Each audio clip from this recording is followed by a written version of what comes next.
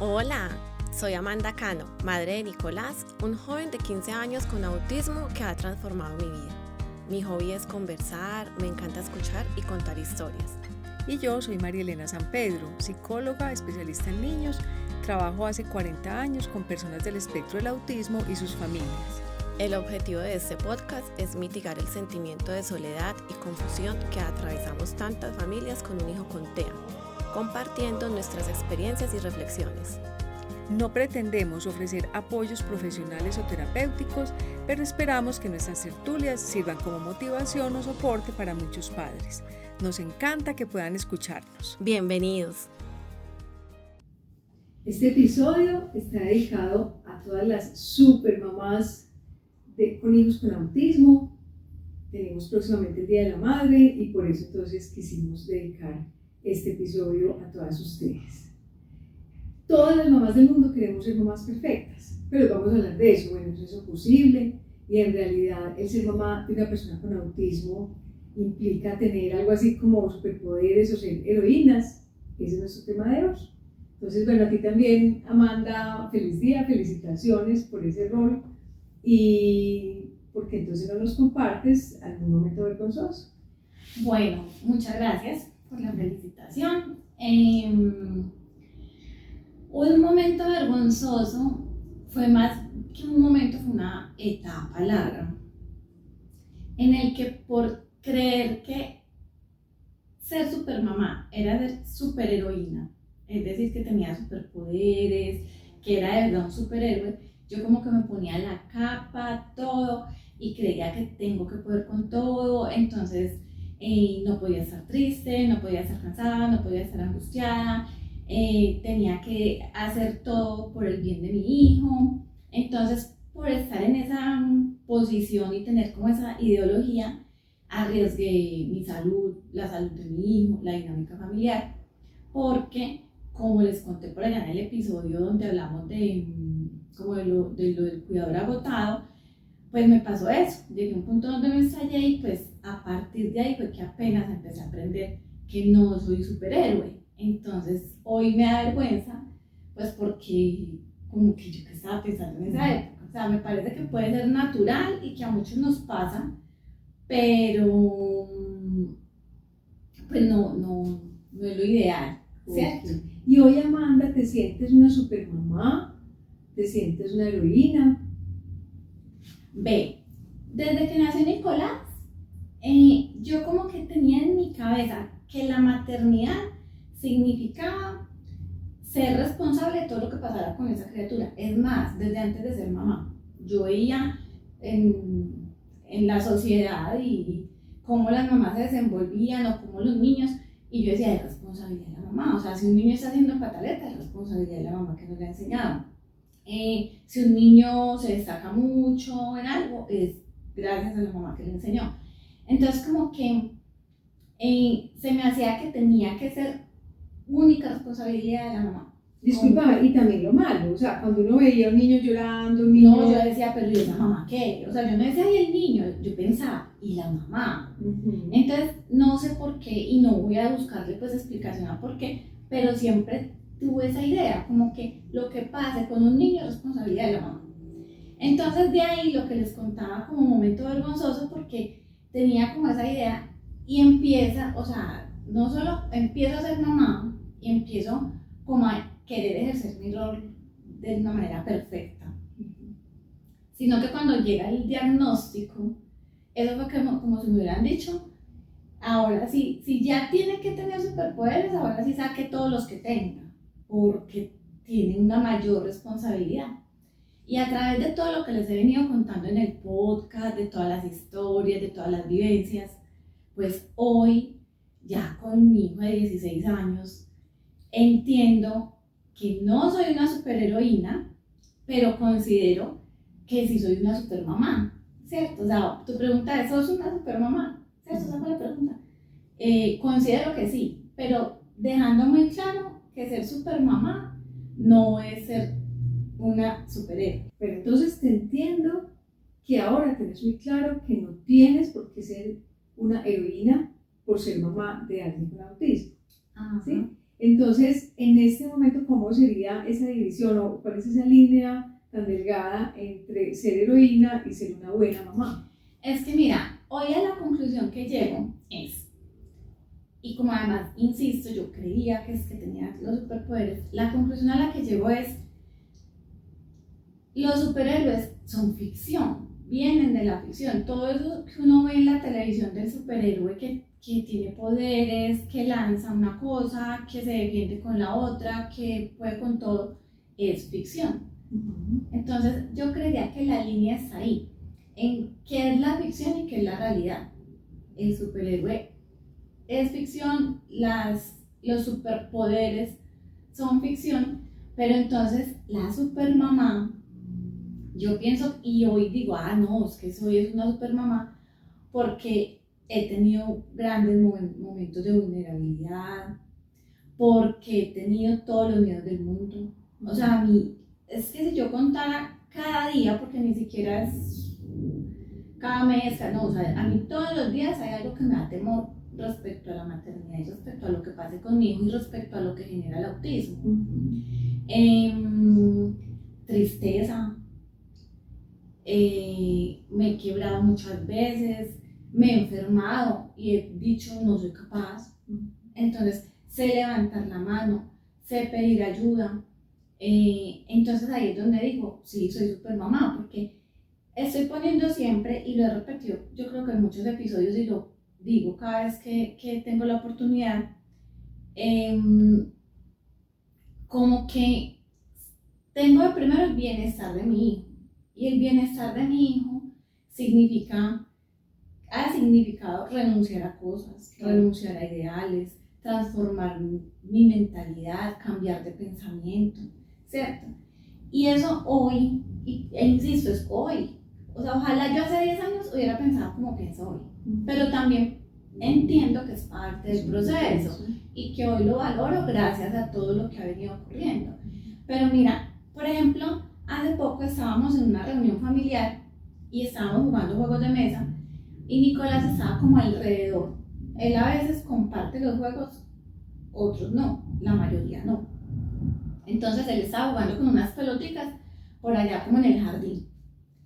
Y de pronto fue entrando muy desesperado porque él tenía una pelotica roja, una verde, y empezó la pelota roja, la pelota roja, la pelota roja, la pelota roja, y angustiado y sudando, y mejor dicho, ay no, yo respiré profundo y yo decía, ¿yo qué tengo que hacer?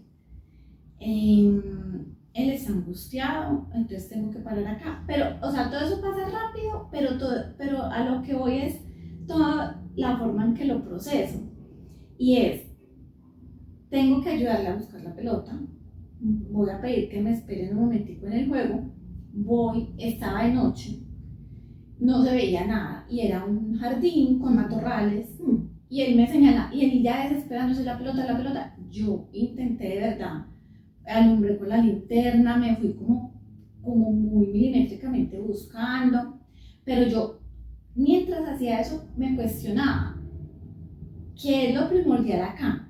¿Que aparezca la pelota o que mi hijo esté bien? Y yo cada vez, mientras más buscaba la bendita pelotica, porque era una pelotica pequeñita, de esas pelotas locas que además saltan por todo lado, yo decía, no la voy a encontrar. Yo la quería encontrar, pero yo no veía que no iba a ser posible, y dije, no, esto no va a aparecer. Y le dije, Nicolás, mira, ya más bien le expliqué, esperemos que mañana la buscamos de día, y empecé ya tranquilamente a explicarle, pensando, es mejor que entienda, y me debo enfocar en que entienda que la pelotica hoy no va a ser, que mañana la buscamos, a seguir ahí buscando como sin sentido. Sí, o irte corriendo a un lugar donde la pudieras comprar. Eso. Ahora, en ese momento, ya cuando me senté otra vez, otras personas de la familia siempre insistieron, buscaron, finalmente la encontraron. Pero yo era callada y pensaba, pero que está bien, que está mal, o será que es que tengo que seguir buscando. Pero mírenme que es una bobadita, o sea, es simplemente una situación del día a día. Claro, mírame, yo creo que estás tocando una cosa muy importante y es como esos dilemas en los que nos ponemos las mamás. El dilema. Claro, yo te entiendo porque, y te digo, no es exclusivo por ejemplo, en tu caso, mamá de un joven con autismo, yo creo que es que ser mamá es muy difícil, Amanda, es que de verdad es un rol muy complejo, porque entonces, primero eso, o sea, queremos ser perfectas, pero además hay un tema que yo creo, y yo he dicho como que está muy relacionado, inclusive creo que es muy genético, ¿cierto? Muy asociado a nuestra naturaleza de cuidar de otro ser, y yo creo que también ha sido parte de eso, pero parte muy cultural, el que tengamos como en la cabeza que les tenemos que solucionar todo y que el objetivo nuestro es hacer que ellos estén bien a corto plazo, o sea, como darles gusto, satisfacerlos en todo y asegurarnos que no sufran. Y yo creo, Amanda, que es una labor que tenemos todas las mamás que irnos trabajando, o sea, es un trabajo personal que nos tenemos que hacer.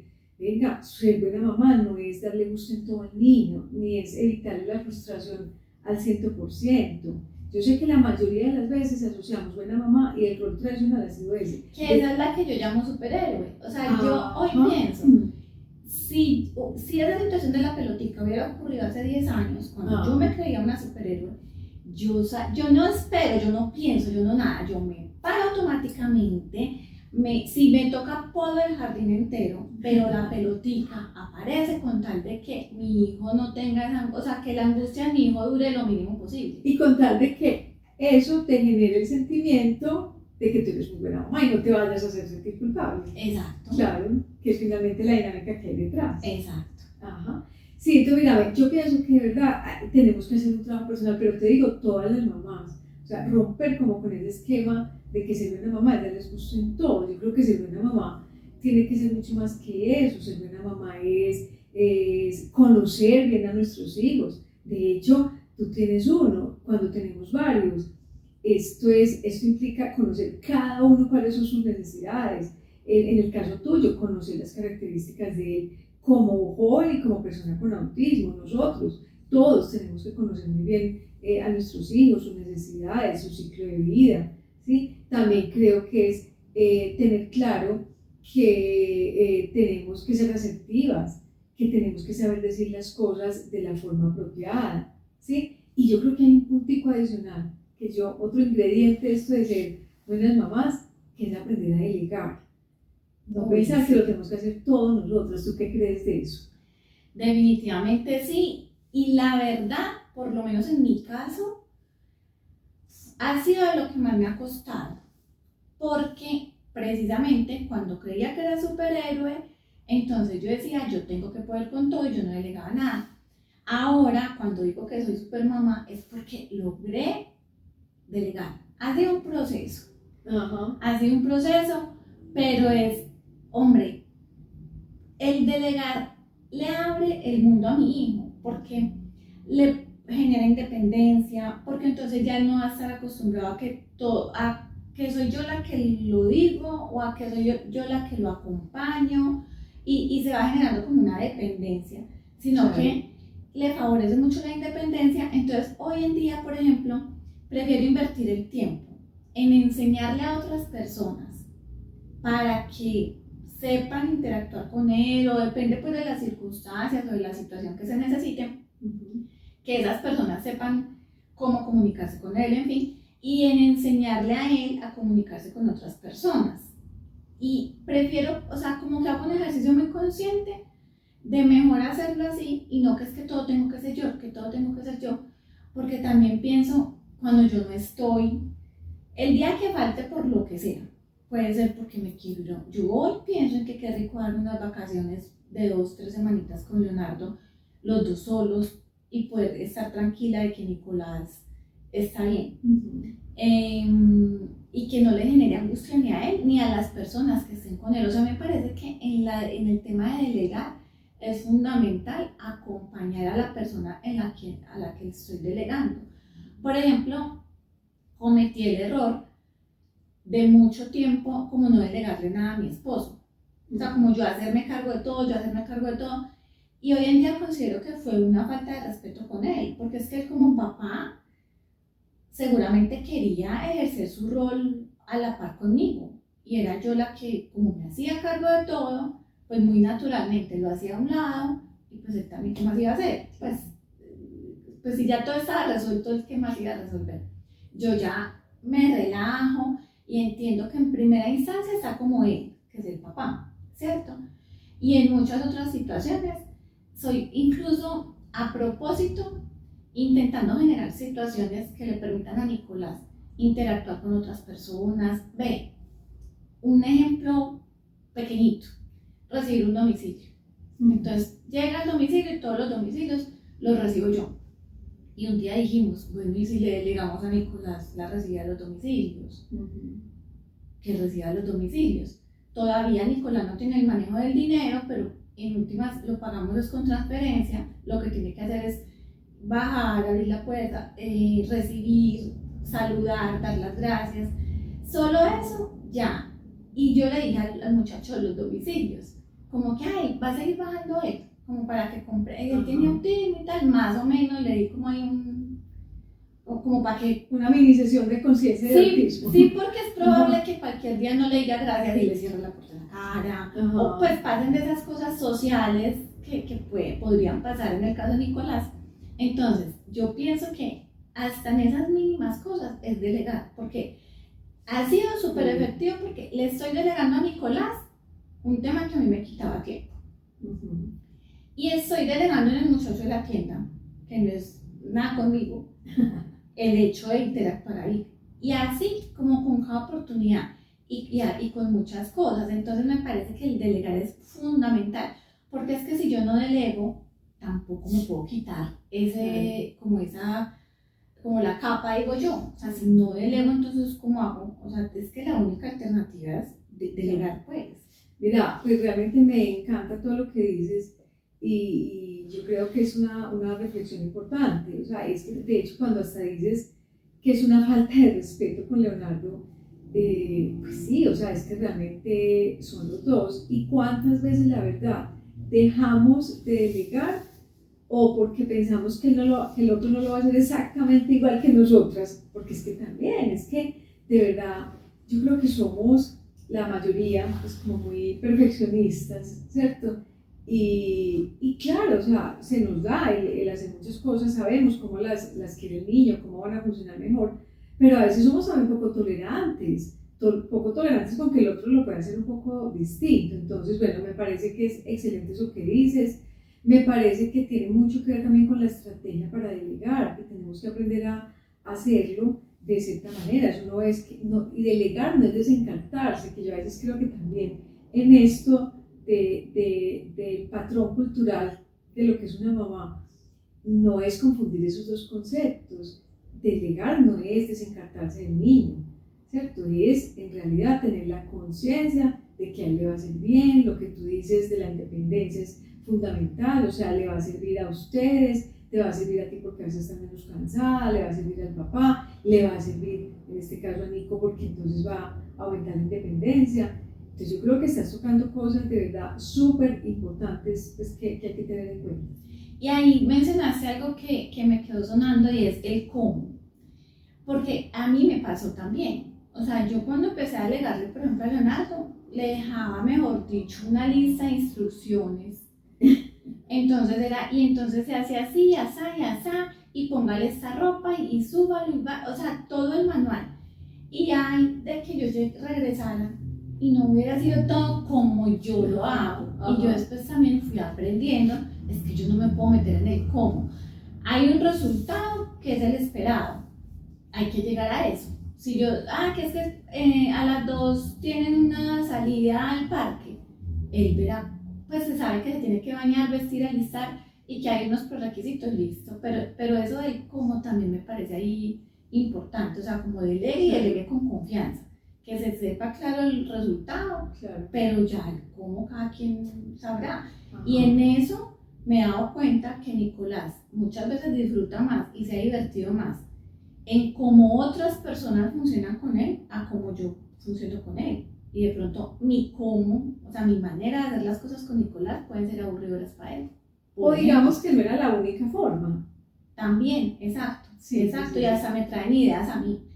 Claro. Bueno, y yo te digo, a mí me parece que de todas maneras, en este tema del autismo son muchos los retos, y es como todos los días un desafío, todos los días un desafío. Pero me pongo a hablar ya de la maternidad como tal, y cuando comparto con otras mamás, veo que no es solo las mamás de autistas, también es todas las mamás, como decías ahora. Entonces, a mí incluso a veces me parece que hay retos de la crianza convencional, como de los que me salvé. Pues como que, ay, tan bueno que a mí no me tocó ni me va a tocar tal cosa.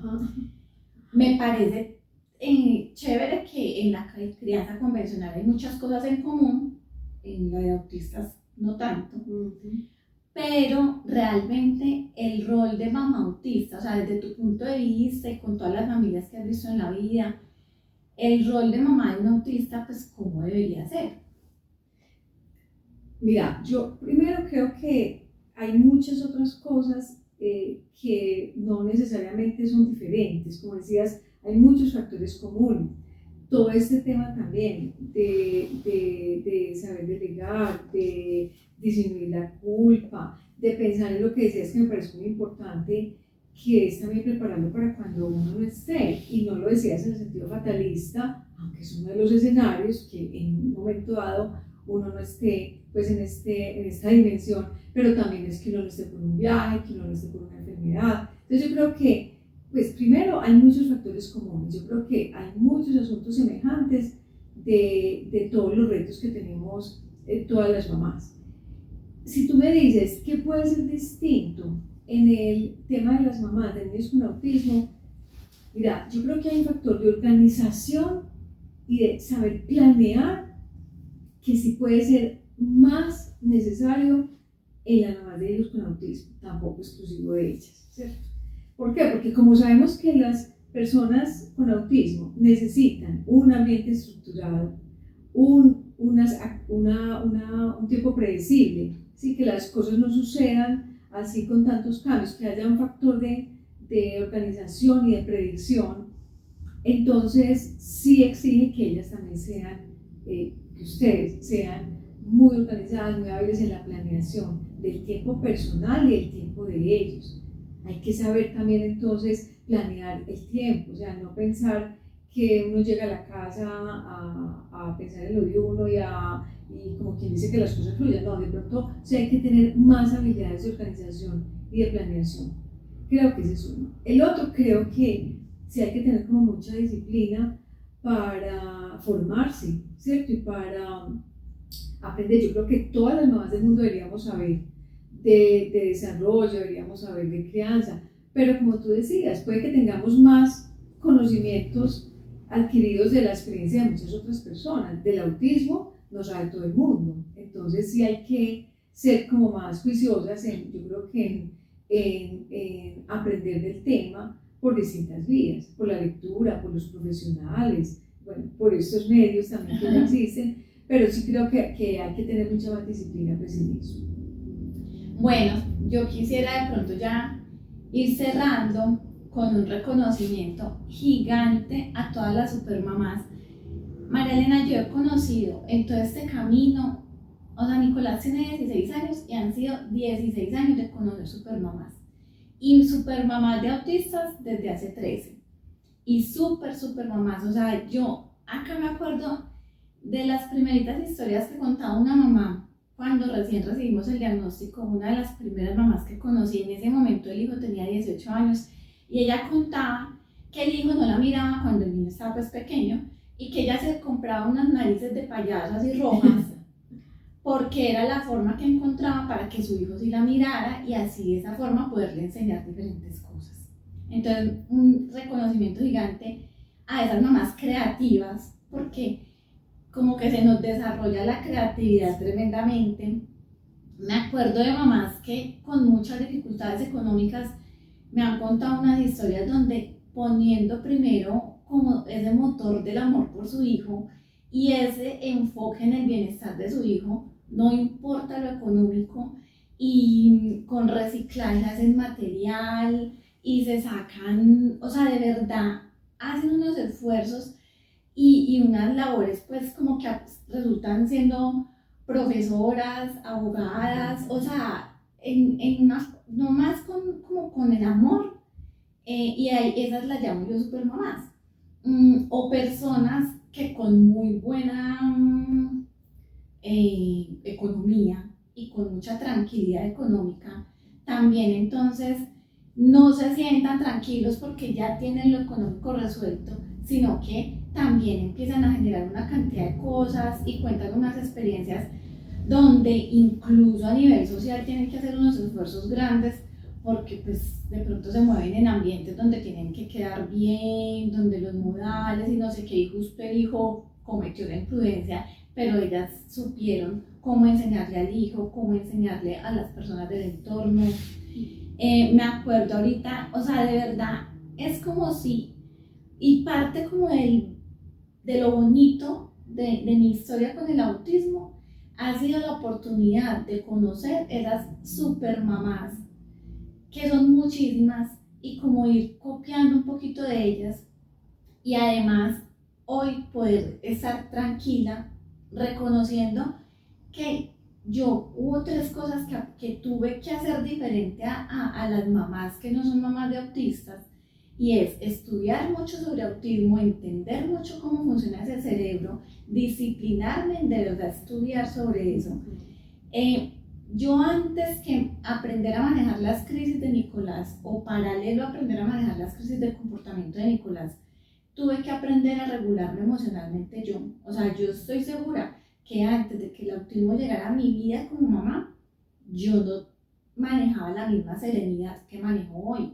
Yo lo aprendí por mi hijo, porque yo sabía que tenía que ser yo la que primero me regulo para poderle enseñar a él. Yo era súper impuntual, María Elena, yo era súper impuntual. ¿En serio? Te lo aseguro. Y yo aprendí a administrar mi tiempo por mi hijo, y gracias a que necesitaba estructurarle el tiempo a él, pues vi la necesidad de estructurar primero el mío. Pero te aseguro que esa organización del tiempo que yo tengo no es gratis, pues. Entonces, quiero cerrar con eso, como con ese reconocimiento, porque son muchas, están pasando un poco, son por mi cabeza, y de verdad somos unas super mamás, y muchas felicitaciones a todas. Bueno, yo también me uno, Amanda, a ese mensaje, a ese reconocimiento a tantas mamás, porque imagínate, tú llevas 13 años conociéndolas y yo llevo 40 años también viendo muchas mamás a las que admiro, a las que valoro, de las que he aprendido mucho. Y yo espero que tengan un día de verdad muy feliz, que ustedes mismas hagan ese reconocimiento al interior, que tengan ese agradecimiento interno por llegar a este día, por más allá de los regalos y las celebraciones que ustedes mismas se celebren internamente y se feliciten por todo lo que han hecho. También sé que, como tú las has visto, que hay mamás además que se han esmerado pensar de manera no convencional, han tenido que cambiar sus expectativas, han tenido que cambiar también sus tiempos. Y bueno, yo de verdad les envío un inmenso abrazo a todas y que de verdad les celebren, ustedes también se celebren. Un feliz día.